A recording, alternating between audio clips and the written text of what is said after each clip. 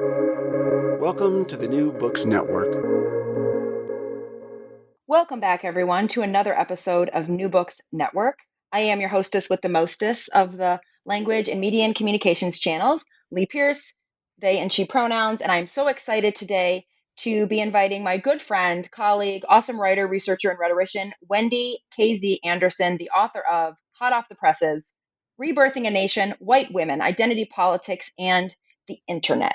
In Rebirthing a Nation, Anderson details how white nationalist and alt-right women refine racist rhetoric and web design as a means of protection and simultaneous instantiation of white supremacy, which conservative political actors, including Sarah Palin, Donald Trump, Kellyanne Conway, Sarah Huckabee Sanders, and Ivanka Trump, have amplified through transnational politics.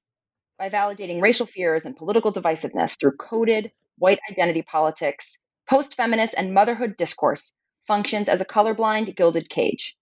In this book, Wendy reveals how white nationalist women utilize colorblind racism within digital space, exposing how a post-feminist framework becomes fodder for conservative white women's political speech to preserve institutional white supremacy. And with that, I'm very excited to welcome Wendy to the show. Wendy, are you there? I am, Lee. Thank you so much for having me. What a gracious introduction. Thank you. Well, you wrote most of it. Or at least you so tell us about, this is an awesome book and it covers a lot. We got Tea Party, we got Sarah Palin, we got Kellyanne Conway, we got Donald Trump, we got websites, we got coding. It's all the white supremacy. The only thing we really don't have is Al-Anon. Or sorry, QAnon. Yes. Al-Anon's a different thing. Yeah, it's really the only thing because this book came out, it's at this point it's been written for a year or two now. Yes. Yeah. And everything. Right. Go big so or go about home. It. Okay. So yeah, I agree. This is a really interesting journey I think I went on to write this book. It began with a class that I was taking with my advisor at the time in communication studies, Dr. Charles Stewart. That the class itself was in extremist rhetoric on the internet. And I remember being in this class and, after doing a master's thesis that was on the Riot Girls, I had envisioned that I would do something with the same group and kind of develop it further. And Dr. Stewart pulled me aside and he said, "Have you ever thought about researching something you don't agree with?" And I was like, "No, but okay." So we talked about it a little bit more and I thought, okay, well, as a white person, very cavalier attitude, racism sucks. And I say that because, coming from a multiracial family, but being a white person, there's things that I did not realize, obviously, about racism and struggle. I have to continue to work to engage further. And in particular, that kind of began this journey of this book. And it was really interesting because as I was doing this work and I was working with another scholar, Rachel Einwarner at Purdue University, who's in sociology, I was in her qualitative methods class and I started even saying, well, maybe I should, go and interview, go meet people in public, like groups of white nationalists. And very fortunately, she said to me, no, I don't think it's a good idea. She said, Kathleen Bleed did this. I said, I know. And she's like, yeah, no, you might want to, for safety reasons, take a step back. And I think it was really wise because I think that there is a respect of boundaries that I think is really important, that for myself and others that I think are really significant, that kind of facilitated this research in a digital space. And as I kind of continued with this journey, and I'll try to make it concise, I ended up realizing that I was going through this work and starting to engage, in particular, the women, because I thought in my mind, I was like, well, the really flaming stuff of white nationalism is typically the white men who are doing it. And the women's rhetoric seemed really nuanced. I was like, this is really interesting because of the way that they're couching this material. And so that's where I started, saying, I want to look at the women in particular, and maybe this will be easier on me in the sense that the really flaming, express stuff that was so violent, overtly violent. I was like, I don't really want to put myself in the position. What I didn't realize is how trauma-inducing the other stuff would be. But that's a whole other story. That doesn't even compare to what Black and brown folks go through on a daily basis. But what's interesting is that I started figuring out how to ethically engage this material by working with scholars that did things like critical race theory, such as Samantha Blackman at Purdue in the English department. And she actually works, her scholarship is mind blowing to say the least. And I felt really fortunate because when I was interviewing at Purdue to come, like I was interviewing them to see if I wanted to go and do my doctoral degree there. I remember meeting Samantha, and I was so intrigued by her personally and her work. And for that reason, I was very lucky to have classes with her and then be able to ask her to be my co-chair on my dissertation. And it really changed the work. She was giving me books like Derek Bell's The Permanence of Racism, Faces at the Bottom of the Well. And that it changes the way you see everything. Like, I remember reading that and just being like, oh, yeah, I had no clue. And so what's interesting is this work just started kind of developing. And when I remember defending my dissertation with my committee and having, Don Burks, who was also on the committee, who's a, prominent Burkean scholar. I'd taken quite a few classes with him. And I have mixed feelings about Kenneth Burke. I think that there's some things that are very engaging about his work. And then there's some things that I think are contained in certain ways, as all of us, right? Because of our perspectives. Seeing is a way of not seeing, right? But what's interesting about this committee that I pulled together is that as I'm defending this, I'm talking about where I'm going to submit this book, because I realized that it was moving in that direction. Like it kind of turned into this very large, unwieldy project where what is, I think, typically known as the fourth chapter for some of us, depending on how you write your chapters, where it's the analytic chapter, turned into 4 chapters itself. And very wisely, Charles Stewart was like, you have 4 chapters here, Wendy. And so I divided it up, and then, at the time I was working at Michigan Tech as an assistant professor. I had, taken this work, I was finishing it up, and then I was moving it to this book, trying to figure out what to do with this.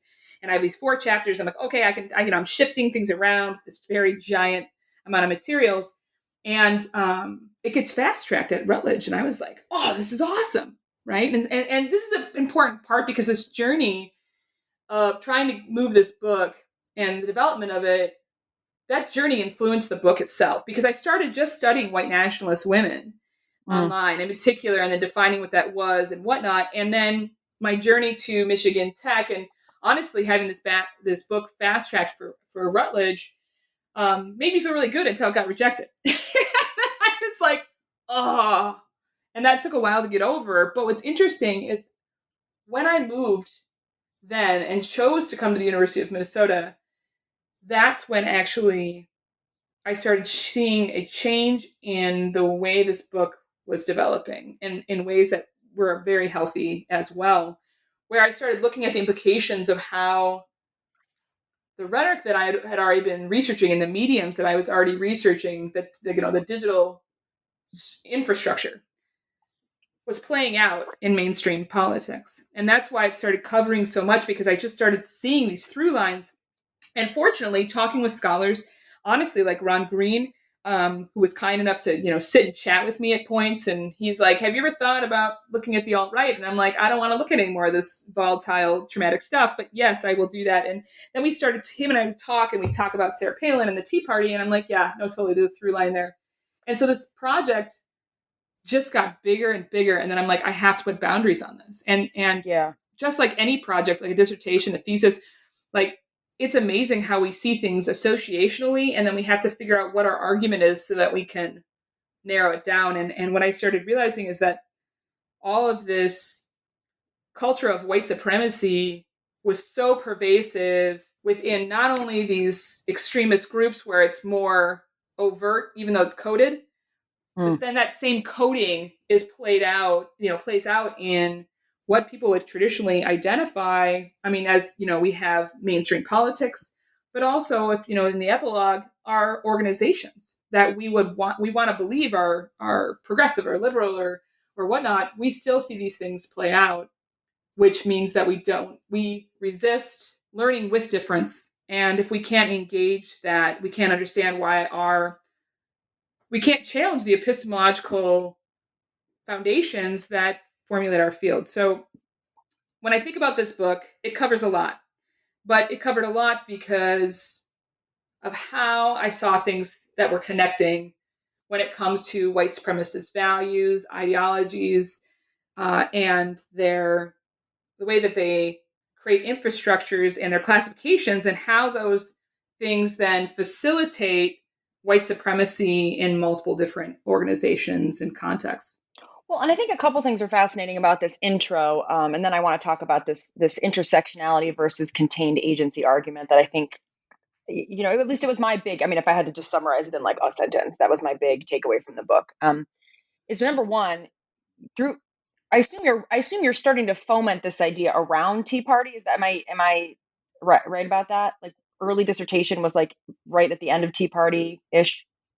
It's funny. Tea Party was, I mean, it was on my radar, but not on my radar when I was writing the dissertation, because you know how we go underground when we write that stuff. Like I really had locked down on so much of my world when I was writing it. And it's not that Tea Party wasn't a part of it. Like I was thinking about it, but I don't even think, if I had to guess, where was the jumping off point for the dissertation? What do you mean? Like where did I begin? Like what was the first case study? Was it Trump? It wasn't Trump, right? It was way before that. Yeah, no, Trump wasn't even a part of the dissertation. Well, this is what's important, because this is what I was going to get at, is because wherever you kind of were thinking about at the time, you predicted white women electing Trump. Which I don't know about that. Which was like, I think a lot of people could have predicted it, but also a lot of people were not predicting it, right? Like when white women elected Trump over Clinton, everyone was like, what the fuck? Yeah, that's true. You look back and you're like, of course they did, because we really underestimated how racist this country was. Yes. And by we, I mean white liberal humanists, right? I don't mean like people of color. We're probably already up on this. So that's really cool. Is that this argument you're making, people have been making since Trump got elected, but you were actually thinking about this much earlier. So you track almost a genealogy of, Palin through, et cetera, up, up now you got Marjorie Taylor Greene. I mean, all these people are playing Sarah Palin's handbook. Yes. And so you're almost creating a code of how that happened, which is fascinating. And then on top of that, it's cool how people talk about dog whistle politics. I don't know if you've heard that phrase, but like people are getting very hip to the racial coding, but yours is so much more nuanced and sophisticated. And it really shows what a rhetorician can do in a way that like, just like like somebody who's just kind of looking at this stuff with broad strokes, they get some of it, but they don't get the multiple ways that it shows up. And that's what's really like the motherhood piece. Yeah. That's a whole new angle to this I haven't seen before. Well, I gotta be honest with you, having babies changes their whole life. And I was a great parent before I had kids. And what I mean by that is you can envision this notion of perfection of what parenthood should look like. And then you have children and you got to deal with all of the other stuff that you learned, like how you were coded as a child on how to raise children, and then you got to figure out all those pieces. And what killed me is that, I'm that motherhood piece started coming up in the white nationalist literature.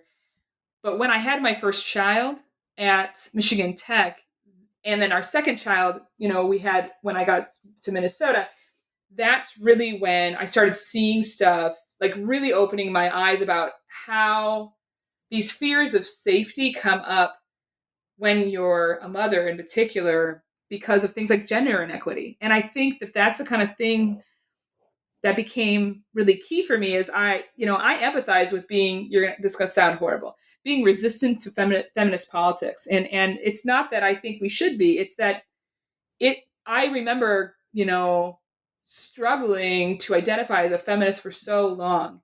And there's an empathy in that with reading white nationalist women's materials as well as alt-right women's materials. Yet, if we don't engage that part of our lives and our identities and that trauma, we don't grow. We don't learn and grow to figure out how the inequity continues. Because what we want to do is we kind of fall back into these places where we really want things to be equal, but we're different and we function differently. And it's not that I don't think we can keep like engaging these systems in certain ways that can open it up to learn with difference. It's that gender inequity piece became really key to understanding how white women and why white women would defend and become these kind of maiden shields for white supremacy. Because Yeah, that's a really important point. So in the book, you kind of lay out sort of intersectionality, which is the thing we want, right? The conclusion is all about amplifying intersectionality as a Yeah. corrective. But Yeah, that totally. what we get in white women's alt-right discourse is a contained agency, which is where like you draw bounds around it. But because they are women, it works within the far right discourse of identity politics to kind of like, oh, we have diversity, we have women. And so then the issue of race almost gets covered over because it's like, well, because they don't recognize intersectionality, any nod to difference covers the whole. And that's kind of the basic layout of the argument that plays out in each one of these chapters. Am I understanding that right? Yeah, and I think that Anne Marie Hancock talked about oppression Olympics, and that really became a key part of this, is why we are really struggling with coalitional politics when we think about Carmen Chavez's work, is because, if we can coalesce on our experience of being othered, like that process of being othered, and we can focus on those most vulnerable populations who, when we think about, again, Carmen Chavez's work and Kimberly Crenshaw's work, as kind of the central voice in this because they've been othered so much.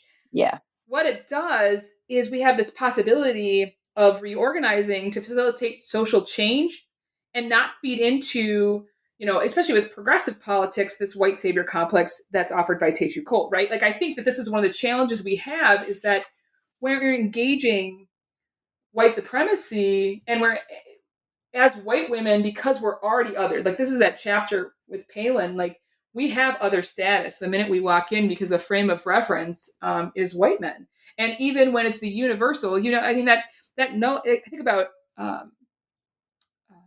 work done by multiple scholars, and in particular, Lisa Nakamura is one that I think was really fascinating and influential in my own work, about how people should not be forced to choose one singular identity, and I think that the challenge is that it's easier for others if we choose one identity, but that's not the way we work as humans, right? And right. We're constantly shifting and adjusting and whatnot, and not letting someone read your identity to you is really key. Yeah. And when I think about this work, that's the biggest challenge, is that white women, we have recognized, I think a lot of us recognize that we're othered, and nobody wants to be othered in the sense that, we're not included. We're in the out group. And so the hard thing is that carrot on a stick, which is, I agree with you when you think about contained agency, and this concept of contained agency, I think is interesting because it started with a colleague and I at, another grad student and I at Purdue. We were doing, in Samantha Blackman's class, we were working on materials that were about pedagogy, and in particular, video games and pedagogy. And I started thinking about why, what the engagement of women, and why there was this constraint for women to engage in video games a lot of the time, because this is, again, a lot of the great work that, Dr. Blackman was doing at the time. And it was, and things that I found interesting. And this great colleague of mine, Juliette Ludiker, and I were talking about this concept and working collaboratively on this project. And we kept playing with this term, contained agency, constrained agency. We were talking with other scholars that were at Purdue that were advising us. And we talked about moving it a step further. But what was interesting is it kind of hit a point where we were like, okay, we've gotten this where it's at right now, and we're gonna wait for now. And I remember, even emailing her and being like, hey, this concept is the original concept of contained agency is actually fitting this better. When I look at how this functions, when it comes to how we understand the way people are trying to engage their oppression, and in particular, what I'm focusing on for my frame set as white women is that, it's much easier if we can, make this move where we say, okay, I don't want to look at all systems of oppression. Let's look at my individual. Let's individualize my oppression, because then I can potentially figure out ways that I can empower myself individually, versus look at it as something that's much larger, which can be more overwhelming, right? If we want to be empathetic, where we're actually looking at how historically, biologically, we have these cultural oppressions that are built into the systems and institutions in which we exist. Yeah, and actually, it's so weird how things show up at just the right time, but I've been thinking about the same thing, and I came up with the word inscription because inscription in geometry is when you like contain a circle or a geometric figure so it doesn't touch another geometric figure. But it's also like a form of carving into the historical record, right? The word inscribe means to like write into permanence. Yeah. So I was like messing around with that, and then like this term came up. I was like, oh, that's the term I needed. So thank you for giving me. Thank you. So as always, it's about what I needed. But Well, yeah, could you give us some examples of what contain like some of your favorite? I know you talk about shield maidens, which I thought was a great metaphor. You talk about Palin a little bit, and like, what do you think are some examples of what that contained agency looks like, and how it uses womanness, right? Sort of the gendered other to stand in for any other kind of other that obviously the alt-right is trying very hard to foreclose. Well, it's interesting because you go to the alt-right and immediately my examples went to the ones with looking at how Ivanka Trump would do this for her dad. When we had this immense think break, right? We have this huge, Access Hollywood, breaking of this tape of Donald Trump talking about grabbing somebody by the pussy, right? Like this is huge, and this is a really big deal. And what happens? We get advertisements and promotions from Ivanka Trump about motherhood, right following that. I saw that and I was like, oh my gosh, this is really fascinating, because all of a sudden she's talking about what a great mother she is, and she's using her identity, the simulacra, to be able to try to shift the conversation into ethics and family values. Or it's the Sarah Huckabee Sanders who, after we hear, this horrific, comment that comes out about how Donald Trump was describing different people from different countries, right? Whole countries. Like, I was not sold on this. And what ends up happening is we see Sarah Palin coming forward, and, she comes out with the pearls, and not that pearls are, I'm not demonizing pearls, but I'm saying like, the identity is, she's shifting that conversation again, in a way that kind of pushes this idea, like she's just shifting the conversation to talk about, how people are marginalized. And I think that's interesting because that becomes, she's bringing it back to the historic discussion. Wait, no, I'm trying to remember this exact thing, and now I want to go find it in the book to make sure I cite it correctly. But she shifts this conversation in a way to talk about how, we need to make sure that everything's equal. And that's what I think is really interesting, is that we see this use of the word diversity and the word, the value of equality that actually comes out as a way to like walk away from the conversation about oppression. And I find myself, equality is one of those concepts, or even free speech, that all of a sudden as ideographs, I'm like, oh God, we have to be aware of how this is being employed as a way to systematically undermine any form of equity work based on historic continued discrimination that's built into infrastructures of almost every system we have. Like that's frightening to me. But I think that conversation is not an easy conversation to have. This is something that's overwhelming. And if you've been surrounded your life, and if you continue to choose to surround your life with people that are, white, middle class, or even, and whatnot, like you don't hear these conversations. And even if you don't, people have to trust you enough. People who have been othered has to trust you enough to have those conversations and not be afraid that they're going to be faced with some kind of apologia. And when I apologia, I mean the defense of white supremacy, where people will justify their bad behavior. And what I mean by that is their non-equitable, non-ethical, community-focused behavior. And that's the hard thing, is that, we're surrounded with people that will justify, because of their own desires, wants, needs, privilege. Are you good with people? Maybe you're organized or have a knack for numbers. Well, then chances are you've got skills that could lead to a new career. A Google Career Certificate can help you get a foot in the door with top employers in fast-growing fields like IT support, project management, data analytics, and user experience design. It's professional-level training developed and taught by Google employees, and it's all online so you can learn around your schedule. Put your skills to work. Go to grow.google/certificates. Support for this podcast comes from Invent Together. According to studies, less than 13% of all inventors who hold a U.S. patent are women. Black and Hispanic college graduates patent at half the rate of their white counterparts. But we can fix that by increasing participation in innovation and patenting by underrepresented groups. It would quadruple the number of American inventors and increase annual GDP by almost $1 trillion. Invent Together is a coalition of organizations, companies, universities, and concerned citizens committed to ensuring that everyone has the opportunity to invent and patent. Because the more diverse the American patent system gets, the stronger and more successful our nation will become. What can you do to help diverse inventors patent and unleash economic opportunity? Find out at inventtogether.org. Learn more and take action today. Yeah, I found there's a quote on the top of page 92. I was trying to find the one from Palin because Palin does a couple things, right, that you sort of parse through really well. It's Thank you. And it's cool too because I was very attuned to the Palin rhetoric. And in fact, I don't know if you know this, but so the neocons who bought stock in Facebook way back when, they used Facebook algorithms to quite literally design McCain's running mate.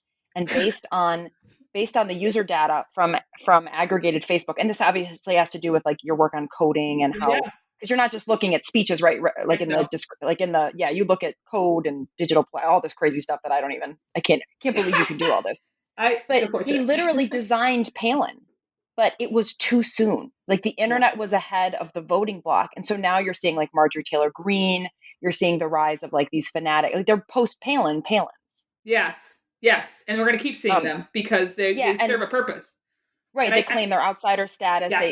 They collapse outsider status with motherhood status, with woman status. Yeah. And so all those things together kind of insulate them. So I'll read you the Palin quote and tell me if this is the one you were thinking of.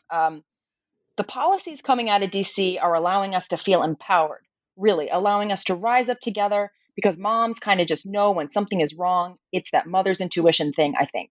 We can tell when things are off base, of course. They're not right, and we're not afraid to roll up our sleeves and get to work and get the job done, set things straight. Moms can be counted on to fight for their children's future. But of course, you got to add the word white in brackets literally every time and that's what's so tricky about this discourse. Well, and it's exactly, and on top of that, it focuses on the family unit condensing, like it condenses immediately down to your children's future. And when you hear that, even as a parent, and as a mom in particular, it's the idea that we want to be able to facilitate the success of our children, but in the same respect, like they have to facilitate their own success. Like this is something I'm learning with my own kids is one, I have to learn how to let them grow and learn and learn how to make mistakes. Like this is really important for them because that's actually how they grow is they make mistakes. And that's really hard to do. But additionally, not pushing so that our kids get the most opportunities over everyone else. Because that's right. That's one of the biggest challenges. And trust me, I've struggled with this as a parent. We have the opportunity, and I'll mention this because I think this is really key, is that, we've had a lot of educational choices as parents because, my partner and I are both educators. And so we've learned about these systems. We have a lot of friends and family that are educators. And that gives us a lot of educational privilege because we know how to work some of these systems or navigate them, right? In the same respect, like if I choose to put my kid in a system or in an organization that continues to basically facilitate his or other children's, they treat them differently in certain ways, they get reinforced about that treatment and that discipline. So, one of the things I think about is, I remember watching my own kiddo in a classroom who was struggling because his peers of color, his black and brown peers, were getting disciplined, and the same behaviors by a little white child was not getting disciplined. And I was in the classroom enough to see this, happen a few times, and I'm just like, and then we got to figure out how to have this conversation with the teacher and whatnot.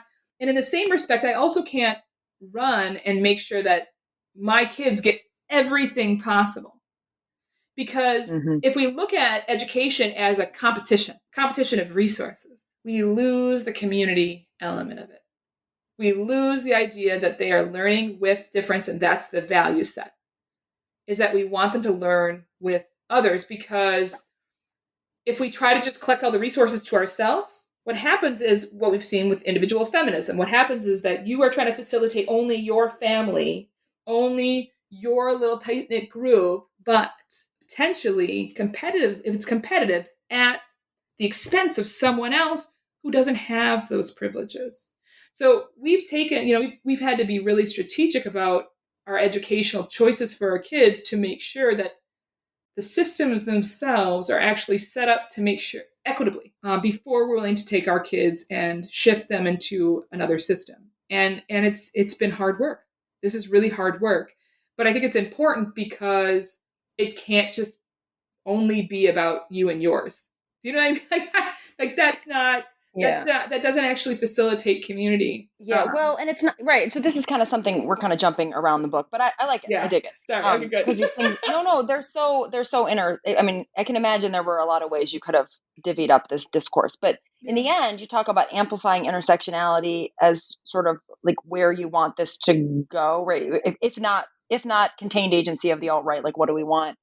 And one of the things that I think you say that's really important is that we think of intersectionality as a theory of oppression. It's like, well, this explains why some people are oppressed more than others. But it's not just that. It's also a theory of how all of us get better, how society advances. And your kid, like, as long as your kid is taking opportunities away from other kids that don't look or sound or have the same, your kid isn't really getting better. No. What they are is it's the same. It's like inoculation, right? It's like they're growing up in a bubble now. That's exactly it. That's not advancement, that's sterilization. That's exactly it. And what happens then is that, one of the biggest challenges, I think, even as a parent, is making sure that you actually do have other people educating your children. And this is really challenging when you even think about it in a pandemic. And I say this knowing that my kids were distance learning and have been distance learning the entire time because of some of our health concerns. And one of the challenges, I think, and we've had the privilege to do that, because that's the other thing that's important to note here. One of the challenges that I think about when I think about, kind of considering, this, now I've lost my train of thought. Sorry. This is the challenge. I do jump around and then I lose my train of thought. No, it's okay. You were talking about other people needing your kids to be educated by other people, but right now everyone's being educated by people that look like them because of the pandemic and because of charter schools and systemic supremacy and stuff like that. Yeah. So one of the biggest, thank you so much. So one of the biggest challenges is that all the ways that we've learned to learn, our epistemology is really based on us, right? And on our parents and our communities. But the challenge is when you don't go outside of like you don't have a diverse group or diverse ways of learning or perspectives, the same challenges that you have had, your children will have. It's like the idea of if you don't deal with your own trauma, your kids are going to have it. And that's terrifying. Right. You pass that on. And that's one of the biggest things that, why in particular, when I've been thinking about my next book, self-care is the focus and self-love, because if we can't figure out how to navigate the trauma that has informed who we are, what happens is our kids then learn the same coping mechanisms that can be problematic, or even in our families, similar coping mechanisms. And those just keep perpetuating themselves generation and potentially even get worse. And I've noticed with my own kiddos, because they reflect behaviors that we do, my partner and I, that I'm like, oh, we need to work on that. Like, it's amazing how much you learn once you have a young child who is watching your every move. And, parents say all the time, they're like, my kids are listening even when I think they're not, and they are. And it's really forced me to come to terms with myself in ways that I think are really healthy, only if I'm willing to actually come to terms with those challenges that I have in healthy ways, and with help, because in all sincerity, like if we hang out by ourselves, it's very easy to continue down those unhealthy paths. Finding someone that can help us, and mentor us is really key. Well, yeah, and I think healthfulness always has to be described as like right? There is no health as long as your health is oppressive.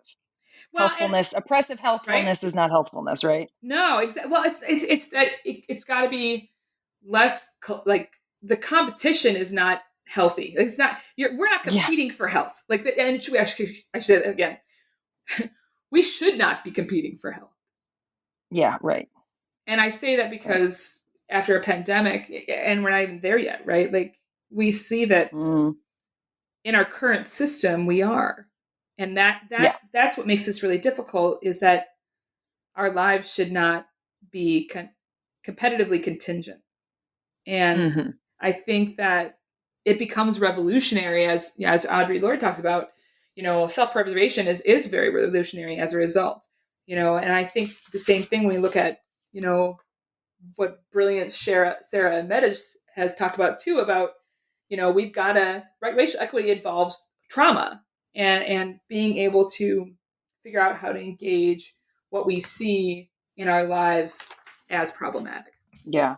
So we're Speaking not of what we see in our lives, you do some awesome work here with coding whiteness in digital design. Yeah, I do. I did some. And and like, don't get me wrong, the rest of the book's great, but this is one of those things where you're like, wow, I don't know anybody else that could have written this chapter, even with a ton of work and thought, right? I could like imagine myself maybe sitting down and doing some of the Palin chapter, not as well as you did it, but like this chapter, I was like, holy shit, this is a whole other level. So do you want to dig into this, and like the methodology here and the arguments? Because it's really cool. Thank you. I mean, as cool as white supremacy can be anyway.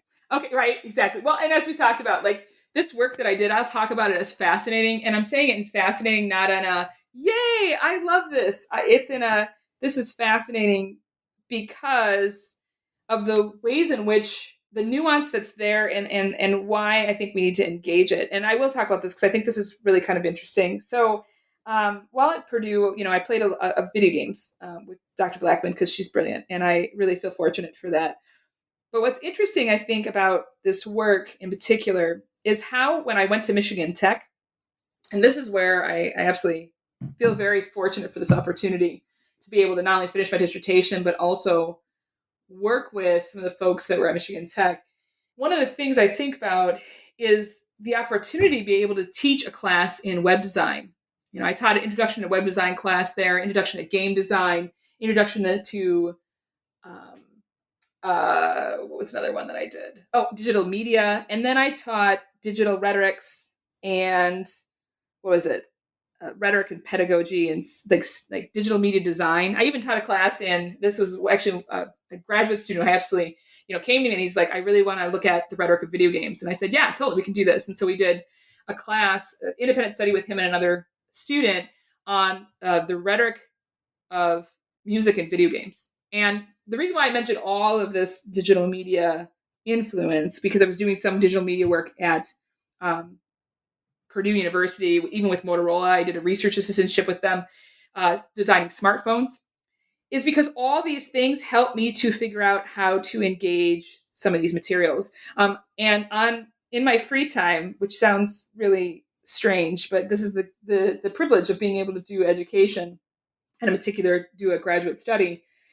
I was teaching myself how to code. And I say code knowing full well that people will take that differently depending on how we understand the terminology of coding. But I was teaching myself HTML and CSS so I could teach it at Michigan Tech. And I was trying to understand it in part at Purdue University as I was working through my courses and trying to use different software to help and applications to help students engage one another in very different mediums. And because I said, at Purdue, my two areas of study and expertise are rhetoric and media. And in particular, social movement, social change, social movement rhetoric, and digital media. And so I decided when I got to Michigan Tech that I wanted humanities students to code. And by that, I mean, learn to write their own HTML and CSS, which was really kind of cruel and unusual, but it's not, because what it does is it becomes the rhetoric of code. Like you end up understanding how the language functions in its numeric, alphabetic, and character form. And then you got to start understanding the infrastructure of how websites are set up so that you can actually engage how people are designing those worlds. And when I was at the University of Minnesota Duluth for my undergraduate degree, I had a class that was required in computer science, and I created the most horrific looking webpage you've ever seen, I'm sure. I'm still working on my digital design skills, I admit that. So if you look at my stuff, like I freely admit I'll rely on other folks, but I'm getting better at some of it. But it offered me a way into this conversation that I agree with you don't see people doing. It allowed me to figure out who is uploading materials. Like that's the stuff that got me, is when people wanted to have this anonymous identity on the graphic user interface. And I could then go and look at the source code and be like, says that it's uploaded from this person's computer. Or I was able to go online and use different programs that I found online from, different influences at the time, where I could actually go and figure out who's actually hosting a site. So who's paying for it? Because, follow the money, right? Like follow that money. Yeah. It's going to tell you exactly who's hosting and whatnot. And people get more savvy. I mean, this is the challenge with, white supremacy is I don't think it's going away, and it just gets more savvy. And so that it's kind of this dance in certain ways, but because then they cover up their identities and whatnot. But I think this is really important in the sense that, what it offered me was understanding about what more options that are available online. Because when we're only taught one way to do something, like if we're only using graphic user interface applications, so if we only learn how to do web design through certain programs like Dreamweaver, which was way back in the day, but even things like Blogger, if we're going to put up a blog, right?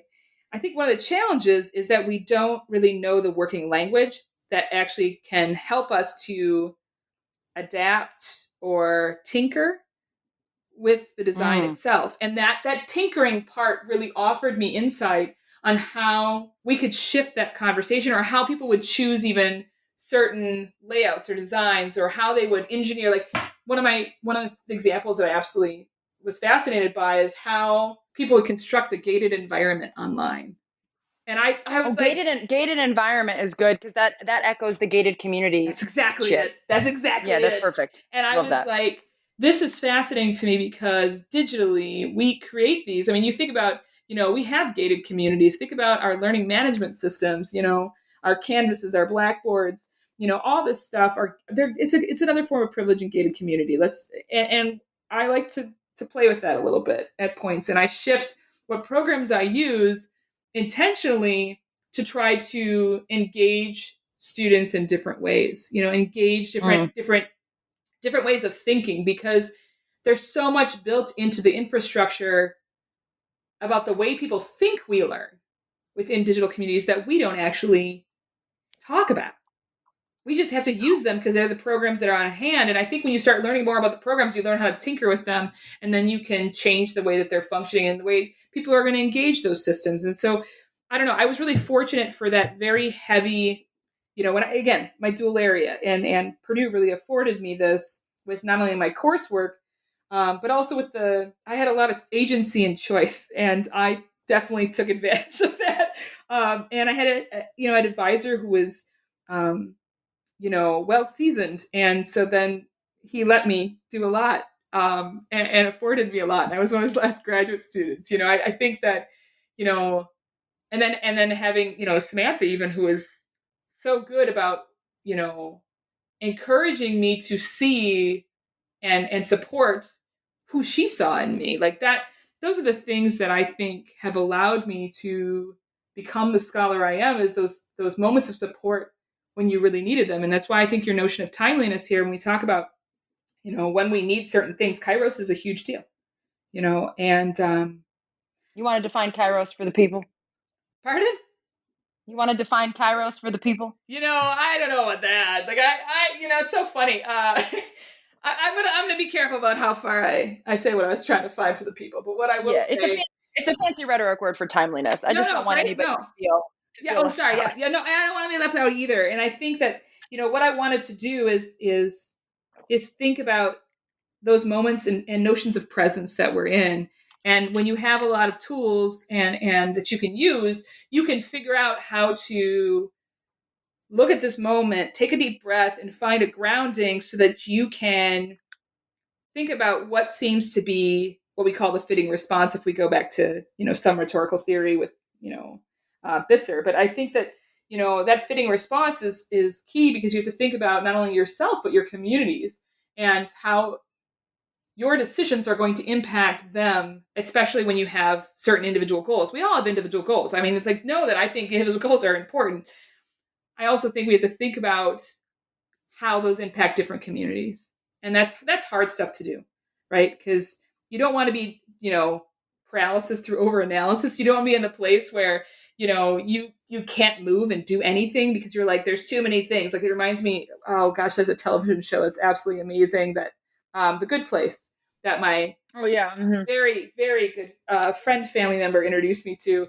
And I remember watching this and them talking about a tomato, and if you could buy this tomato, right? Like, because, of all the research. Oh yeah, it's the one, right? Where he loses. It's the one where he can't get any points, any ethics points, because everything screws somebody over. Right, yeah. Right. And that's the hard thing with ethics. It's you're like, oh God. So you don't want to get to the point where you can't do anything. But the challenge is trying to do your due diligence. And if you're not ready to make a decision, try not making the decision, trying to give this goes back to the next book on compassionate boundaries, giving yourself the means for self-care, as you look at, the forms you've been taught and into remaking the forms so that you have compassionate boundaries for yourself and others to the best of your ability, and that's all we can do, and know that we're going to make mistakes, and that's okay. And that's why I think, one of the things that, we've talked about before is this incredible, resource to me, is that I'm agnostic. But my kind of my one of my Bibles per se for my work is this site, Showing Up for Racial Justice, The Characteristics of White Supremacy, because one of the first items they mention is perfectionism, and how in particular perfectionism, we have to shift this conversation to appreciation and recognition that we all make mistakes, because else we cannot engage in the humbleness that's needed, that even epistemological humbleness. We talk about a field, like we're talking about the way you've come to know something. If you can't realize the way you've come to know something might be problematic, or it might be allowing you to see a certain way, you're going to have a really hard time, like, accepting that you make mistakes too, and so does everybody else, and being compassionate to that, so that you can potentially coalesce together in the future, and build on the trust and appreciation that's necessary for relationships. So yeah, you write something really lovely in the conclusion of the book, which I thought was a good move. I was kind of waiting for you to make this move, and I was like, oh, she did it so well. And that's sort of to talk about. So I'll just read you to you. All right. So you write, to embody the democracy we so cherish, we have to rethink who counts as having a voice, whom we expect to do the labor, and how that labor counts, and who, quote, we are when we talk about, quote, we the people. All these women in this book deserve a voice, yet so do all the people they, our institutions, agencies, and organizations, silence through their expression and regulations and processes. Without working not to integrate, but to cooperate with the differences people embody, we will continue to hamstring our collective development into the more perfect union we pride ourselves to be. Gosh, that person sounds really smart. I know, or wise. No, I have these moments. That makes me sound really smart. Thanks. The book's great, and that's just a nice way, I think, to bring what you're talking about with the second book project and the general picture back to the book, which is that there's nothing in this book that's like, Sarah Palin should be. I mean, it isn't. It's not a book about shutting Sarah Palin down. It's just about like what her discourse forecloses at its own detriment. Well, it's looking at the impact. I think that's the hard thing, is that, I think all of these women deserve a voice. Like, I do. And I've always been like, let's not censor, because that's just not my bailiwick. That's not what I do. The hard thing is we have to think about how that might impact, like what we say may impact everybody else. And we hope to instill and encourage people to think about the ethics of those conversations. Like, that's the hard thing, is that people do not recognize how dehumanizing sexist, racist, oppressive, ageism, all dehumanizing this talk is. And I think that's one of the challenges, is that you have a lot of people that don't know. Okay. Now, I'll be honest with you. It's one thing to not know. It's a total different story when people don't care. So when you tell somebody, when you're vulnerable enough to say to somebody, this is my perspective, and their response is not like, I am honored that you would share with me, and I didn't realize that me saying this impact, like I didn't know, and they're willing to even become humble enough to say, hey, I'm sorry, like that's not, gosh, because we've spent so much time on intent in the field, and not enough time when we think about communication ethics, even in our lives, looking at interpretation, looking at the way we implement things, as well as the impact on others. And if we can figure out that dynamic, those are the 4 areas of my communication ethics classes. We look at we look at intent, interpretation, implementation, and impact, so that we can actually start having a conversation, a reflective conversation with each other, where we're listening compassionately to each other, rather than getting, I'll be honest with you, triggered from past interactions.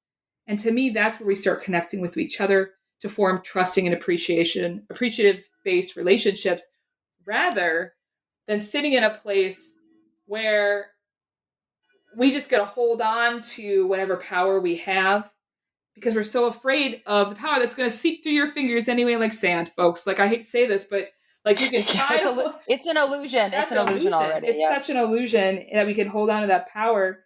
And it's hard. This is hard work. Like, don't ever question that sitting in discomfort is hard work, especially when we feel like we've screwed up. Like, I live in that world. Like, right now I'm living in this is hard stuff to come to terms with. But to me, people are worth the effort.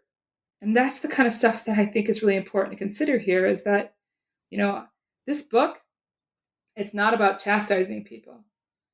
At least I don't want it to be. What I want it to be I don't know, dude. I'll chastise Ivanka Trump. So I'm just going to say it. You don't have to, but like, meh. Well, I think she has freedom of speech, but I don't know that I'm going to co-sign anything that ever came out of her mouth. Well, there's a fair argument for that. But I think that the thing is that I also empathize with the idea that when you've grown up in an environment where you've not been exposed or been socialized to expose to this stuff, and granted, I may be speaking out of turn here because, I didn't grow up in her shoes.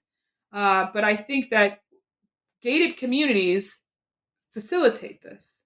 And I think that's the hard thing here, is that, it's a lot of work to take these steps, and everybody's going to step at a different rate. Everybody's going to get there at a different time. And it's not I don't want to say everybody's on their own journey, because the problem is that accountability then gets lost. And I think we have to think about that. Yeah.